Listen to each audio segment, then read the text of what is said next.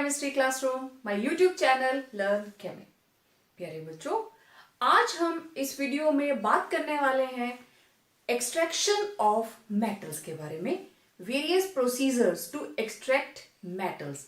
अब हम इसमें सारे के सारे स्टेप्स की बात करेंगे। पहले आपने मेटलर्जिकल प्रोसेसेस देखे प्रीवियस वीडियोस के अंदर, very previous video that was purification of metals, right. तो आज हम बात करने वाले हैं वो सारे के सारे मेथड्स लगाकर हम किसी पर्टिकुलर मेटल को किस तरीके से एक्सट्रैक्ट करते हैं। तो हमारा मेन फोकस रहेगा iron, aluminium, zinc, copper, gold, silver. ठीक है, इसमें से गोल्ड और सिल्वर आप हाइड्रोमेटलर्जी में कर चुके हैं, ये मैं यहां नहीं करूंगी, वो आप लोगों के पास नोट्स में भी है और वीडियो में भी है। ठीक है, तो गोल्ड एंड सिल्वर आप खुद करेंगे, मैं बात करूंगी इन चार मेटल्स के बारे में। ठीक है, तो अब मैं इसको हटा देती हूं। एक्सट्रैक्शन ऑफ मेटल्स के अंदर जो सबसे पहली मेटल हम लेने वाले हैं दैट इज आयरन। मींस हमें बात करनी है extraction of iron from its ore. ठीक है, और कौन कौन से स्टेप्स, जब आपको कोई ऐसा क्वेश्चन आ जाता है तो आपको किस तरीके से उसको लिखना है, मैं वो पूरा प्रोसीजर आपको बताने वाली हूं। आपका सबसे पहला पॉइंट, ठीक है, ये तो स्टेप्स हो गए ना, ये बाद में आएंगे। सबसे पहले आप क्या करेंगे, इंपॉर्टेंट ओर्स ऑफ आयरन। ये आपका 1 नंबर का क्वेश्चन भी आ गया। ठीक है, चाहे डायरेक्ट पूछ लिया जाए या ऑप्शंस में से आपको बोला जाए। तो सबसे पहले कोई भी मेटल आपको दी जाए, हमने करना है आयरन, देन एल्यूमिनियम, फिर हम करेंगे जिंक, फिर हम करेंगे कॉपर।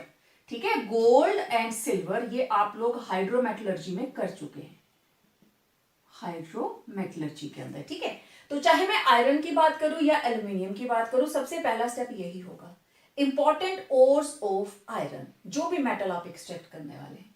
तो haematite, magnetite, siderite, iron pyrites, limonite. ठीक है, ये अलग अलग ओर्स हैं आयरन के। ओके, अब कंसंट्रेशन ऑफ ओर, आयरन के ओर की कंसंट्रेशन के लिए आप कौन सा प्रोसीजर लगाओगे। अगर आपके पास मैग्नेटाइट है तो आप यहां पे, अब मैं ज्यादा डिटेल नहीं लिखूंगी, फर्स्ट स्टेप के अंदर आप कंसंट्रेशन ऑफ ओर करेंगे। You can go for magnetic separation, आप यहां मेथड यूज कर सकते हो मैग्नेटिक सेपरेशन का। ठीक है, उससे भी पहले मैग्नेटिक सेपरेशन से भी पहले आप क्या करेंगे, crushing and grinding. Crushing, grinding, और जो पाउडर्ड ओर आपके पास आ गया, it is concentrated by gravity separation, क्योंकि पानी में तो ऐसे घुलेगा नहीं ना ये। एक आप ग्रेविटी सेपरेशन का प्रोसेस लगाएंगे और दूसरा आप मैग्नेटिक सेपरेशन यूज कर सकते हैं। समझ आ रही है क्या क्या लिखना है। कंसंट्रेशन ऑफ ओर में आप ये मेंशन करोगे, इट इज कंसंट्रेटेड बाय, पहले इसको क्रश कर लिया, ग्राइंड कर लिया, then crushed and ground ore, it is concentrated by gravity separation, उसको छोटे छोटे पीसेस में कर लिया, then it is separated, it is concentrated by the process of gravity separation। और somehow अगर मैग्नेटाइट है तो आपको मैग्नेटिक सेपरेशन भी यूज करना पड़ेगा। हो गया, okay. Now second step, it is calcination. अब ये जो कंसेंट्रेटेड ओर है, it is calcinated, means it is heated in limited supply of air और ऑक्सीजन। तो क्या होगा, जितनी भी वोलाटाइल इंप्योरिटीज हैं like phosphorus, arsenic, bismuth etcetera, they will escape. आपको पता है कैल्सिनेशन में क्या क्या होता है, phosphorus as phosphorus pentoxide, sulphur है सल्फर डाइऑक्साइड, तो ये सारी की सारी impurities they will escape in their oxide forms. हो गया, कैल्सिनेशन होगी, कंसंट्रेट कर लिया आपने, उसको कैल्साइन कर लिया, कैल्सिनेशन कर ली। अब अगला स्टेप, ऑक्साइड बन गया। ऑक्साइड के बाद कैल्सिनेशन से आपने क्या बना लिया, इसका मेटल का ऑक्साइड। अब देखो सारे स्टेप आ रहे हैं ना, कंसंट्रेशन कर ली, देन कंसंट्रेशन के बाद वर्किंग विद कंसंट्रेटेड ओर, तो उसमें आप सबसे पहले करते हो रोस्टिंग एंड कैल्सिनेशन। तो यहाँ रोस्टिंग की तो जरूरत नहीं है क्योंकि ऑलरेडी ऑक्साइड है। प्रॉब्लम क्या है, उसके साथ इंप्यूरिटीज हैं, देख लो आप, ऑक्साइड्स हैं सिर्फ सिडराइट को छोड़कर। तो जैसे ही इसके अंदर की इंप्यूरिटीज हैं वो उड़कर बाहर चली जाएंगी, वोलेटाइल है वो बाहर चली जाएंगी। कोई भी एक्स्ट्रा वाटर है दैट विल बी रिमूव्ड, क्योंकि कैल्सिनेशन है ना, extra water will be removed. और जो फेरिक कार्बोनेट है, ferrous carbonate, it will be broken into FeO plus CO2। ये भी वापस किस में बदल जाएगा, आयरन ऑक्साइड में। फिर ऑक्सीडेशन के बाद नेक्स्ट स्टेप क्या था, स्मेल्टिंग, रिडक्शन बाय कार्बन। ठीक है, तो अगला स्टेप हमारे पास आया स्मेल्टिंग, और स्मेल्टिंग से ही हमारे पास, क्योंकि ऑक्सीडेशन से अब हमने क्या करनी है, रिडक्शन, रिडक्शन करके हमारे पास आयरन आ जाएगा। ठीक है, तो इसको ऐसे ही आपने स्टेप बाय स्टेप लिखना है। ये जो डायग्राम आप देख रहे हो अपने सामने, दिस इज ब्लास्ट फर्नेस, बात्य भट्टी, this is blast furnace. Furnace होती है भट्टी। आपने ऐसे नहीं देखी होगी, तंदूर तो देखे है ना सबने, ठीक है, आप ढाबे पे खाना खाते हो तो तंदूर लगा होता है वहां पे, ऊपर से उसके अंदर वो चपातियां लगाते हैं, है ना, तंदूरी नान लगाते हैं। तो उसमें क्या होता है, नीचे फायर होती है, कोक रहता है, वो बिल्कुल सुलग रहा होता है, तो ऊपर जाते जाते टेम्परेचर कम हो जाता है। सेम चीज यहाँ पे, इधर से हॉट एयर के ब्लास्ट अंदर भेजे जाते हैं, ठीक है, और लोअर बॉटम पे, क्योंकि यहाँ पे फायर है ना, यहाँ पे ज्यादा हीट होगी, तो यहां से ऊपर को जाते हुए टेम्परेचर जो है वो डाउन होता जाएगा। और इसमें, इस पूरे प्रोसेस के अंदर टेम्परेचर का ही गेम है। ठीक है, तो ये मैं थोड़ा सा पहले आपको फर्नेस के बारे में बताती हूँ। इसको ब्रिक लाइनिंग है, ईंटों की लाइनिंग लगाई गई है। आप चाहे इसको डबल लेयर में बना लीजिए, कोई दिक्कत नहीं है, आपको दिख रही होगी ये सारी। ठीक है, this is lining of brick. ठीक है, जिन ईंटों से हमारे घर बनते हैं ना, उसी की है, क्योंकि जब वो हीट एब्जॉर्ब करेगी, जब यहां पे इसको हीट किया जाएगा तो हीट को मेंटेन करने में वो बहुत अच्छी हेल्पफुल रहती है, काफी देर तक उसके अंदर हीट जो है वो टिकी रहेगी। ठीक है, तो दिस इज ब्रिक लाइनिंग, मोटी परत रहती है। ठीक है, यहां पे रहता है कप एंड कोन अरेंजमेंट, सारे का सारा और एकदम से नहीं गिरना चाहिए। ठीक है, इधर हमने लिया है, दिस इज चार्ज, इसे बोलते हैं चार्ज।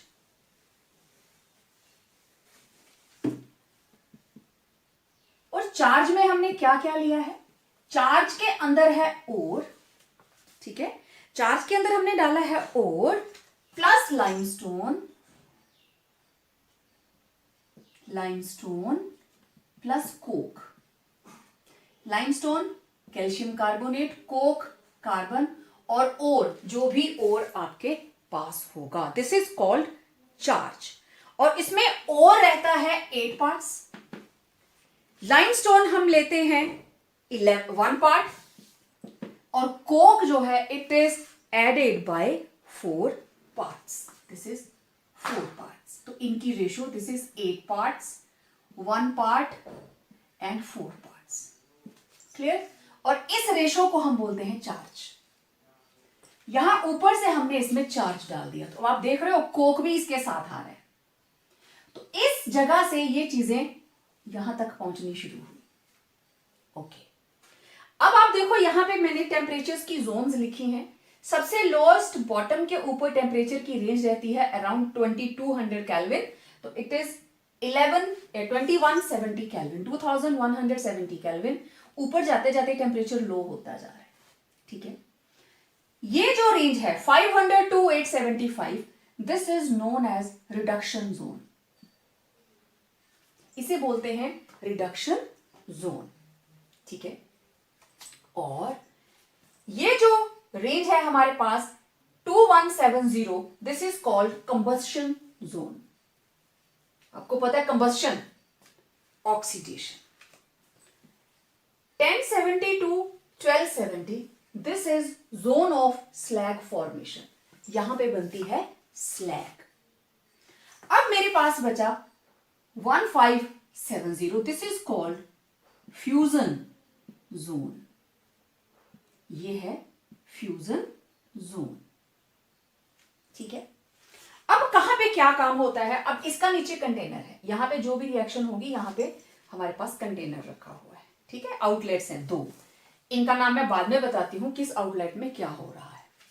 यहां से और पहुंचा यहां, और यहां से ब्लास्ट फर्नेस के अंदर। कंबस्शन जोन के अंदर क्योंकि हमने कोक लिया है, Coke is carbon plus oxygen, और ये बना देता है CO2। और आपको पता है इस रिएक्शन का delta H is -393.5 kilo joule per mole. It is an exothermic reaction. ठीक है, एक्सोथर्मिक रिएक्शन है, और इसका टेम्परेचर, क्योंकि जब यहां पे कोक बर्न करता है तो हॉट एयर ऑलरेडी बाहर से आ रही है। देखो पहले यहां इतना टेम्परेचर नहीं होता है, हॉट एयर के अंदर इतना टेम्परेचर नहीं होता, टेम्परेचर राइज करता है, शुरू में लो है, टेम्परेचर राइज करता है ड्यू टू कंबस्शन। तो that is why it is called combustion zone, this lower portion, this is called combustion zone. ठीक है, ये मैंने इसको एरो दिया है, this is combustion zone.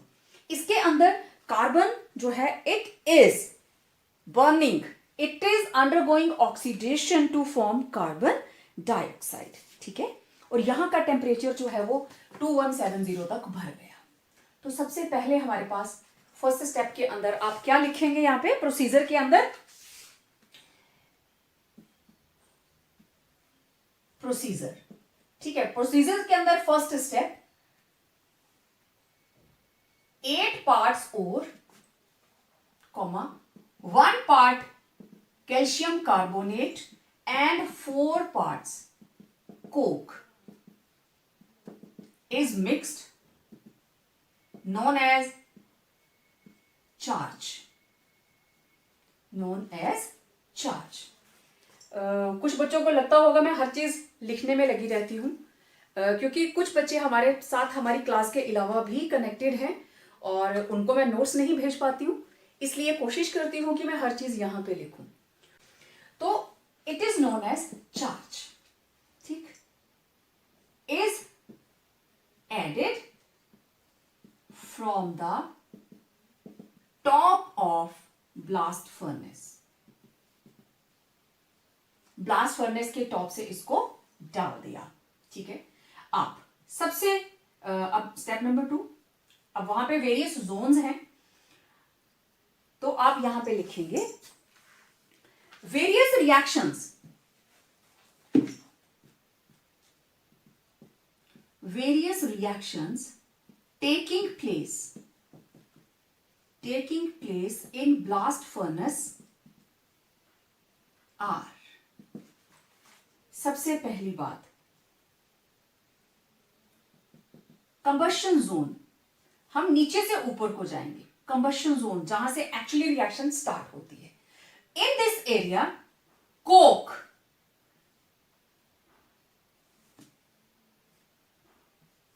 undergoes combustion, that is carbon plus oxygen CO2 delta H minus 393.5 kilojoule per mole. As reaction is exothermic, therefore temperature rises to about 2170 kelvin. ये आपकी first zone आ गई, मैंने यहां भी लिखा है, clear? Let me check, yes, सब दिखाई दे रहा है। तो ये हो गई कंबस्शन जोन। ठीक है, आई होप आप लोग साथ साथ लिख रहे हैं। ओके, कंबस्शन जोन के बाद अब बात करेंगे हम फ्यूजन जोन के बारे में। इसमें आप इतना ही लिखेंगे, कोई ज्यादा जरूरत नहीं है। ओके, वेल, अब हम बात करेंगे next zone, that is fusion. Fusion के अंदर कौन सी चीजें हैं जो फ्यूज करेंगी? फ्यूज करती है सॉलिड मेटल, मेल्टिंग से पहले की वो स्टेज जिसमें वो फ्यूज करती है। ठीक है, तो एक step number, reaction number 2, fusion zone. ठीक है, अब देखिए यहां पे कार्बन प्लस ऑक्सीजन ये बन गया कार्बन डाइऑक्साइड। तो कोक तो हमारे पास बहुत पड़ा हुआ है, तो वो कंबाइन करेगा कार्बन डाइऑक्साइड के साथ and there takes place formation of carbon monoxide. क्योंकि स्मेल्टिंग कौन करवाएगा? Carbon and carbon monoxide. Carbon as carbon और carbon monoxide it is used in smelting. ठीक है, आपको पता है, ये चीज आपको पता है, मैं ये एज्यूम करके चल रही हूं। और जब कार्बन डाइऑक्साइड के साथ कंबाइन करके बनाती है carbon monoxide, this reaction is endothermic plus 163.2 kilojoule per mole. Now this reaction is endothermic. ठीक है, the reaction is endothermic in nature, therefore temperature falls to 1570 Kelvin। आप समझ रहे हो? हॉट एयर यहां से आ रही है, कोक यहां पे भी है, लेकिन यहां पे टेम्परेचर डाउन क्यों हो गया? क्योंकि ये रिएक्शन क्या है? कार्बन मोनोऑक्साइड बनने का प्रोसीजर क्या है? एंडोथर्मिक। तो टेम्परेचर यहां पे आ गया। ओके, अब हमारे पास आयरन ऑक्साइड, ठीक है, the iron produced in the upper region. देखो ऊपर आयरन बनेगा, जब रिडक्शन होगी तो आयरन बनेगा, लेकिन iron oxide iron formed in reduction zone melts in this zone. जो आयरन ऊपर बनेगा ना रिडक्शन जोन में, वो 1570 पे आके मेल्ट कर जाएगा, melts in this zone. Means यहां पे जो आयरन सॉलिड था it will become iron liquid, और आयरन लिक्विड बन के वो यहां पे आके सेटल हो जाएगा। पिघल गया ना, तो यहां से होता होगा यहां पे आ गया, तो ये क्या आया? Molten iron. क्लियर? ओके, एक और खास बात, if any Fe2O3 is left, क्योंकि ऊपर सारे के सारे मॉलिक्यूल्स की रिडक्शन हो जाएगी, दैट इज नॉट नेसेसरी। अगर थोड़ा सा भी आयरन ऑक्साइड Fe2O3 उसके अंदर प्रेजेंट है, it will get reduced in this area with carbon, is reduced by Coke. Coke से रिड्यूस हो जाता है, कैसे? Fe2O3 प्लस कार्बन, और ये बन जाएगा 2 iron plus 3CO। Again there is formation of carbon monoxide, क्योंकि है तो यही प्रोसेस ना, कार्बन मोनोऑक्साइड ही तो बन रही है। नोटेड? ठीक है, तो फ्यूजन जोन में क्या हुआ पता चल गया सबको? ये आपने साथ साथ नोट कर लिया होगा, आई होप सो। ठीक है, वेल, अब इसके ऊपर टेम्परेचर की जोन कौन सी है? Zone of slag formation. ठीक है, तो फ्यूजन जोन के अंदर आयरन मेल्ट होके नीचे वाले चैम्बर में चला गया, और अगर थोड़ा सा भी आयरन ऑक्साइड उसमें बचा हुआ था तो वो भी अल्टीमेटली रिड्यूस हुआ, मेल्ट हुआ और लोअर चैम्बर के अंदर चला गया। तो फ्यूजन जोन के अंदर, चलो मैं बाद में रिएक्शंस लिखती हूं इसकी। अब जोन ऑफ स्लैग फॉर्मेशन देखिए, थर्ड जोन स्लैग फॉर्मेशन, और इसकी टेम्परेचर की रेंज है 1070 टू 1270 केल्विन। अब यहां पे impurities present in ores of iron is basically silica, SiO2, ठीक है, and it is acidic in nature, acidic in nature, therefore हमने क्या इसमें ऐड किया था? Limestone. therefore flux calcium oxide combines with SiO2 to form slag। कैसे? Calcium carbonate टूटा calcium oxide plus CO2, right, it act as flux. अब यहां से SiO2, this is impurity, calcium oxide flux, और ये बन गया CaSiO3, calcium silicate known as slag, ये बन गया स्लैग। ठीक है, कार्बन डाइऑक्साइड तो बाहर निकल जाएगी। स्लैग होता है फ्यूजिबल मिक्सचर, ये फ्यूज कर जाता है, मेल्ट कर जाता है। लेकिन जैसे अगर आप लोगों ने कभी शुगर केन के जूस से गुड़ बनता देखा हो, जैगरी बनती देखी हो, तो उसके ऊपर झाग झाग सी इकट्ठी हो जाती है। जो लिक्विड है वो नीचे रहता है और उसके ऊपर झाग झाग सी ऊपर आ जाती है। दूध गर्म होता तो देखा है ना, दूध के ऊपर मलाई की परत वो ऊपर ही तैरती रहती है और मिल्क जो है वो नीचे रहता है। ठीक है, उसी तरीके से स्लैग जो है इट इज एज मलाई, जो मिल्क के अंदर का फैट है वो ऊपर ही तैर रहा है। तो स्लैग जो है वो यहाँ पे देखो, सारे का सारा जो मोल्टन आयरन है वो इधर, और स्लैग ये आ गया, ये इसके ऊपर ऐसे लेयर बना लेता है, this is slag. Molten iron नीचे, तो इसके स्लैग के बाद भी ऊपर से कोई आयरन आता है ना, तो वो इसको क्रॉस करके नीचे चला जाएगा, क्योंकि iron is heavier, iron heavier है, मोल्टन मेटल है। स्लैग इज अ फ्यूजिबल मास, वो आयरन को ऊपर नहीं टिकाएगा, आयरन उसमें से क्रॉस होके नीचे चला जाएगा। जैसे तालाब के अंदर होता है ना, वो ऊपर हल्की हल्की ग्रीन कलर की काई जम गई होती है ना, फाइटोप्लैंक्टन्स होते हैं, ऊपर से आप पत्थर फेंकते हो तो उन लीव्स में से होकर वो पत्थर पानी में गिरता है जाके, लीव्स के ऊपर नहीं जाता है, क्योंकि स्टोन जो आपने फेंका हो दैट इज हैवियर। ठीक, ओके, तो अब यहां पे स्लैग बन गई, slag is a fusible mass. Okay, someone asked slag का फायदा क्या हुआ, उसको हमने यहीं पे क्यों कलेक्ट किया, स्लैग को अलग क्यों नहीं हटा लिया।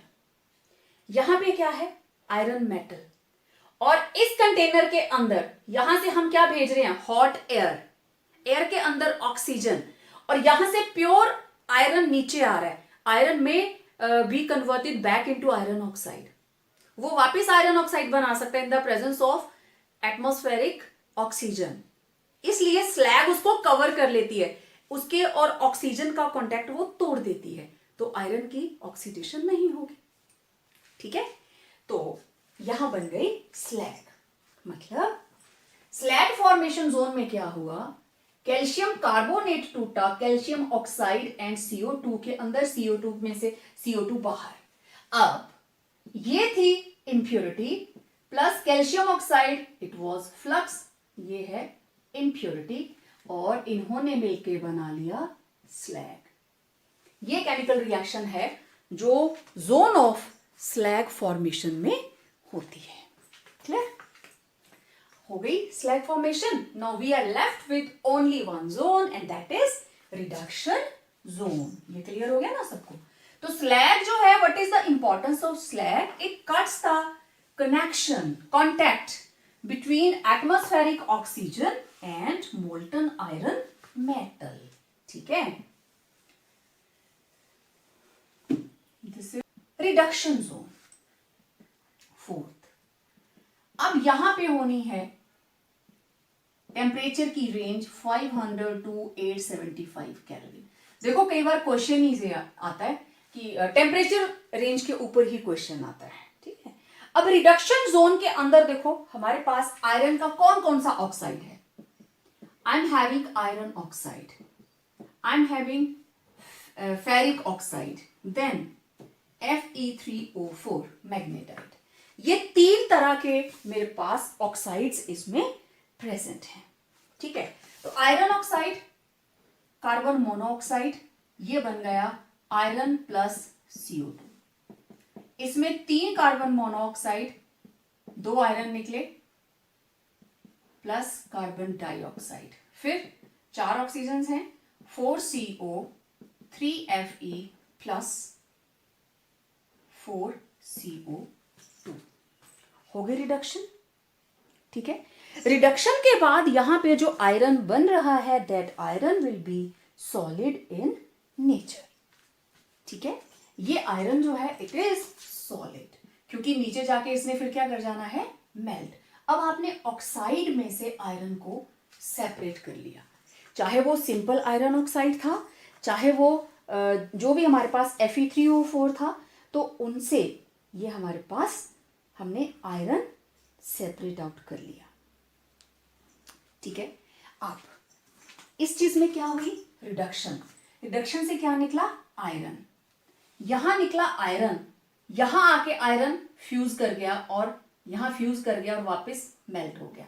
इस एरिया में स्लैग बन गई, आयरन नीचे गया, स्लैग ने उसके ऊपर उसको कवर कर लिया। क्लियर। अब ये जो मोल्टन रिडक्शन हो गई ना, मैंने यहां बोला था कि जो रिड्यूस्ड आयरन है वो मोल्टन होके नीचे आ गया। अब ये जो मोल्टन आयरन है it is known as pig iron. इस आयरन को बोलते हैं पिग आयरन, और इसके अंदर carbon content, it has impurities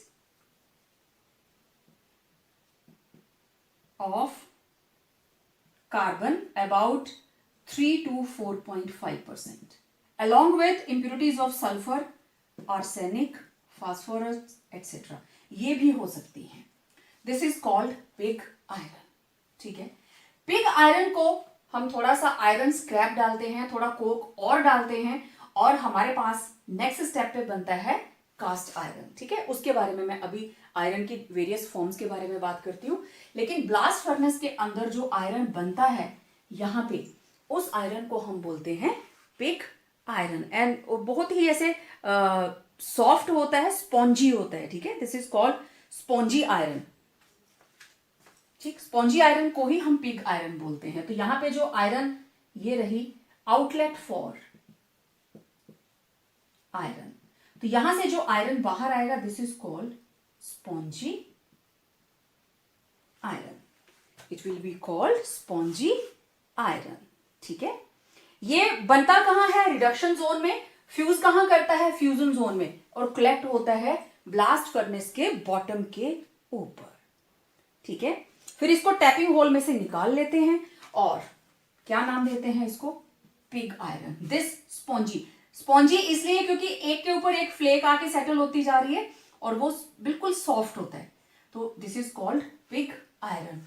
pig iron से फिर हम कास्ट आयरन बनाएंगे। ठीक है, वो अलग अलग इसकी वेराइटीज हैं, उसके बारे में मैं अलग से बात करती हूं। ओके, ये पता चल गया ना आपको पूरा प्रोसीजर। ठीक है, अब जरा ये रही reduction zone.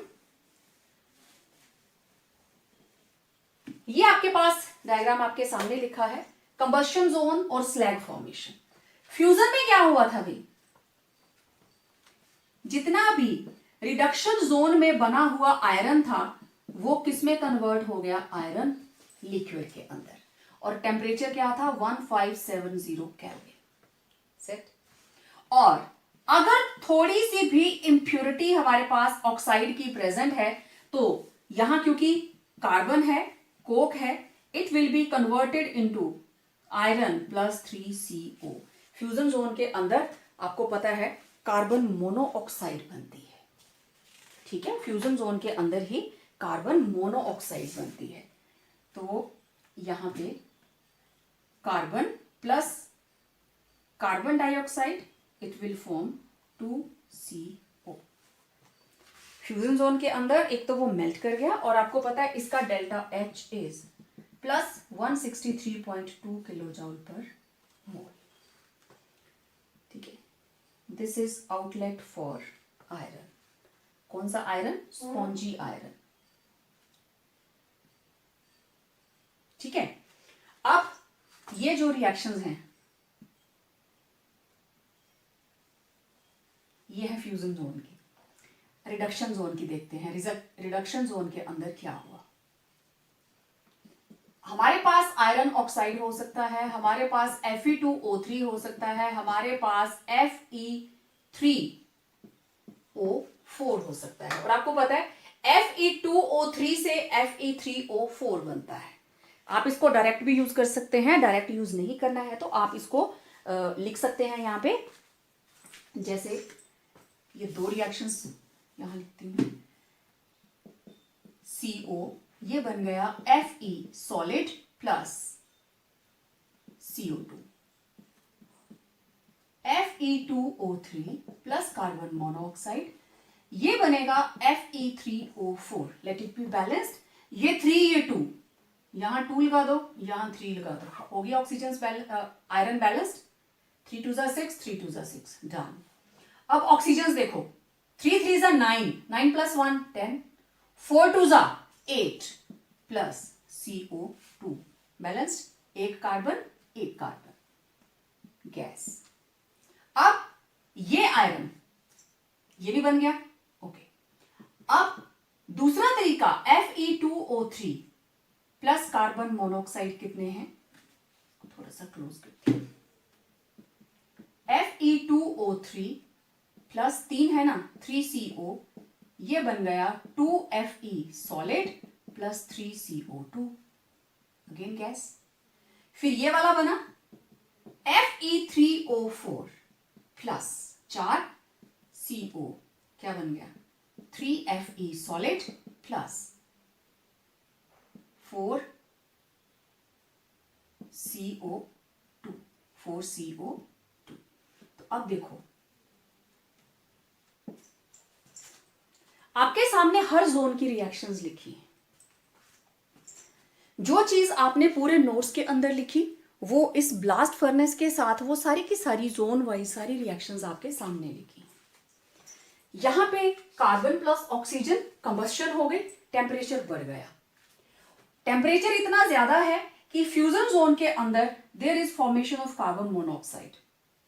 Carbon monoxide it is an endothermic process, ये हीट यूज कर रहा है तो टेम्परेचर थोड़ा डाउन हो गया। वेल, इसी रीजन के अंदर ये जो सॉलिड वाला आयरन बना है, सॉलिड आयरन बना है, इट गेट फ्यूज्ड, सॉलिड से लिक्विड और नीचे रिकवर हो जाता है, ओके। उसके ऊपर आती है स्लैग फॉर्मेशन जोन।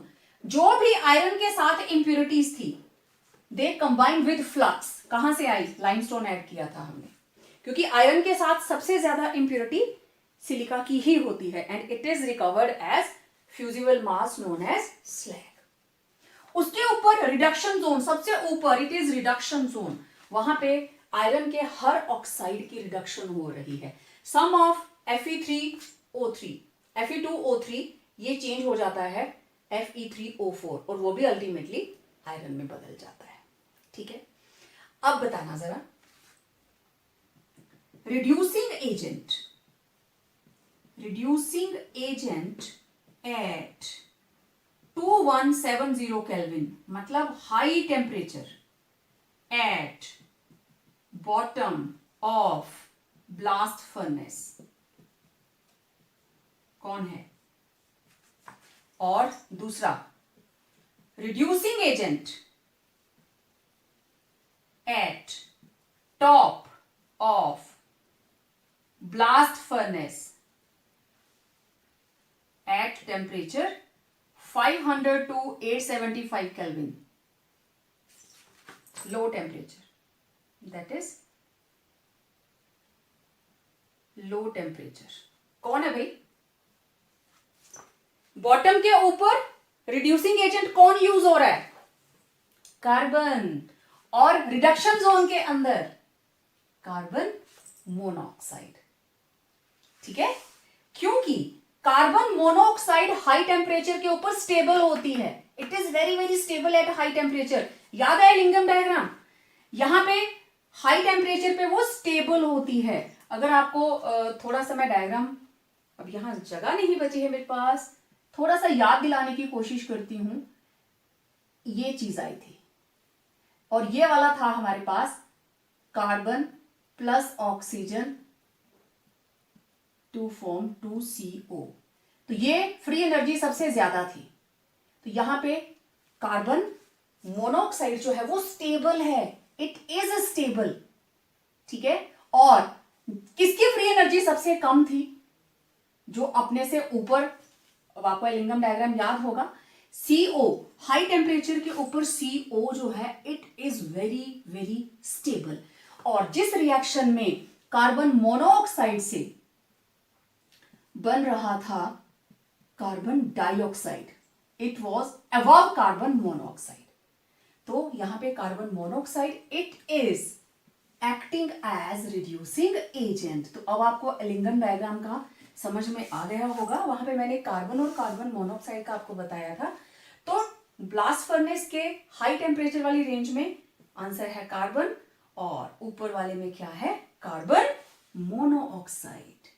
मैंने वहां भी आपको बताया था, जब हम ब्लास्ट फर्नेस की बात करेंगे एलिंगम डायग्राम जो है वो वहां पे भी उसके बारे में हमें बात करनी पड़ेगी। वेल, आज के लेक्चर में इतना ही।